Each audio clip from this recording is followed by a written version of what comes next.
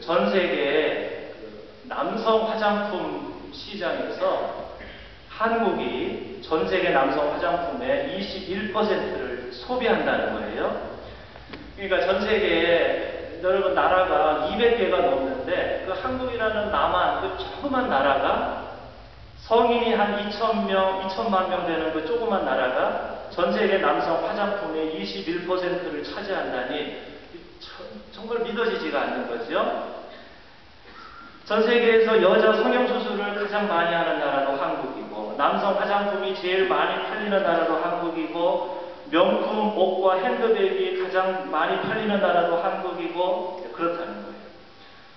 그러나 그렇다고 해서 또 청년들을 뭐라고 할 수도 없습니다. 얼마나 경쟁이 치열하면 외모도 경쟁력이니까 회사에 취직하려면 남자도 눈썹도 칠하고 아주 예쁘게 하고 멋있게 해야만 취직을 하니까 그런 사회가 됐으니까 어쩔 수 없이 남자 청년들조차도 어쨌든 자기를 몸을 가꾸고 화장을 해야만 되는 그런 사회가 됐습니다.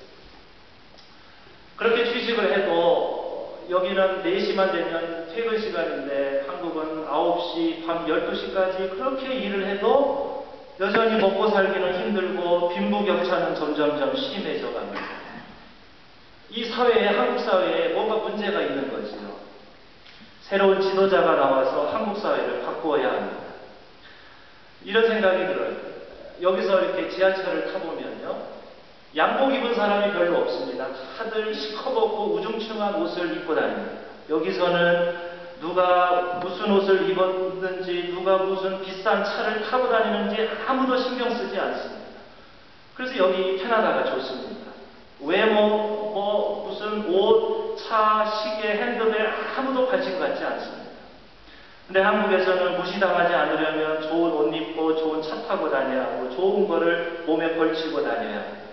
이 세상은 우리로 하여금 막 경쟁하도록, 그래서 어떻게 해서든지 남과 경쟁해서 이겨야 하고 악착같이 벌어야 하고 남을 밟고 올라가야 하고, 그렇지 않으면 무시당할 것 같고 나만 뒤처질 것 같아서 불안한 그런 세상에 막 이 자본주의의 틈바구니 속에 우리도 막 정신없이 거기에 휘말려 들어갑니다.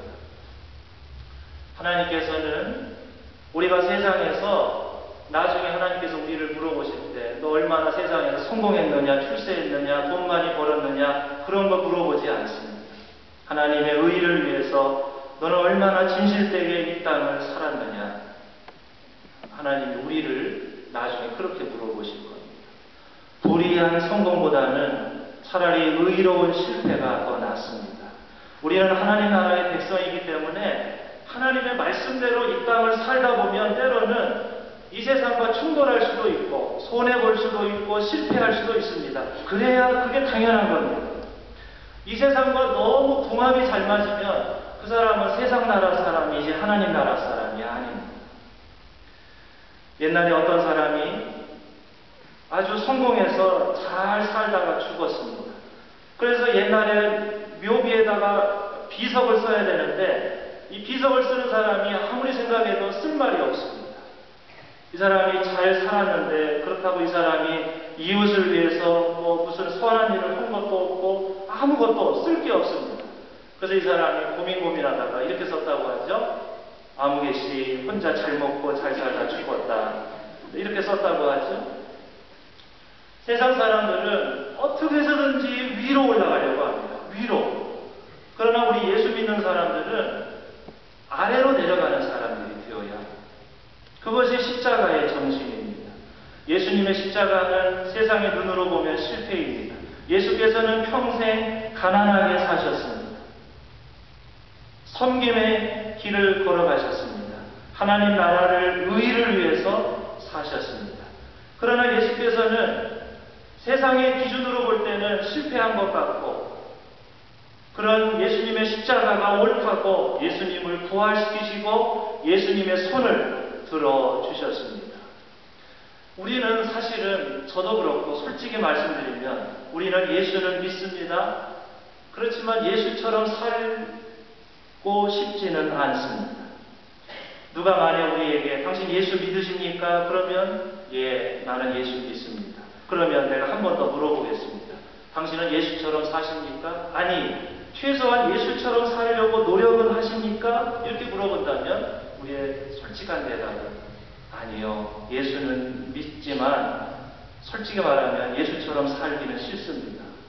그게 우리의 또는 저의 솔직한 심정인지도 모릅니다. 그러나 우리가 그래도 힘들어도 우리가 걸어가야 할 인생의 목표는 예수께서 걸어가신 정의와 사랑, 섬김의 십자가의 길이지 아무 생각 없이 이 세상과 손잡고 혼자 잘 먹고 잘 사는 그런 길은 아닐 것입니다. 물론 여러분 중에는 그래도 기왕이면 내가 성공하고 출세해서 높은 자리에 올라가서 내가 세상을 향해서 좋은 영향력을 끼치면 그거 좋은 거 아닙니까? 그렇게 생각할 수도 있습니다. 맞습니다. 선한 사람이 높은 지위에 올라가서 그래서 좋은 영향력을 끼치면 많은 사람에게 좋은 혜택을 줄 수 있습니다. 그런데요, 솔직하게 정직하게 물어볼 수 있어야 합니다. 그 성공과 출세가 내가 세상을 하나님 말씀대로 정직하고 성실하게 살았더니 자연스럽게 주어지는 것인가? 아니면 나의 욕망인가? 그거를 솔직하게 정직하게 묻고 구분할 수 있어야 합니다. 나의 성공이 하나님의 의를 이루는 데 도움이 되는가? 나의 성공이 하나님에게는 영광이 되고 나에게는 보람이 되고 이웃에게는 덕이 되는가? 내가 이렇게 성공하는 동안 다른 사람에게 피해를 준 적은 없는가? 이런 질문에 대답할 수 있다면, 그렇다고 대답할 수 있다면 그 성공은 보람되고 축복된 성공이지. 그 대답에 정직하게 대답할 수 없다면 우리가 그 성공을 축복할 수가 없겠지요. 사실은 이 사회에서 정의로운 성공이라는 것, 그것이 가능은 하지만 대단히 어렵다는 것도 부인할 수 없는 사실입니다. 사도 바울이 자신의 병이 있었습니다. 그래서 하나님께 고린도 후서에 보면 3번 기도했더니 하나님께서 그냥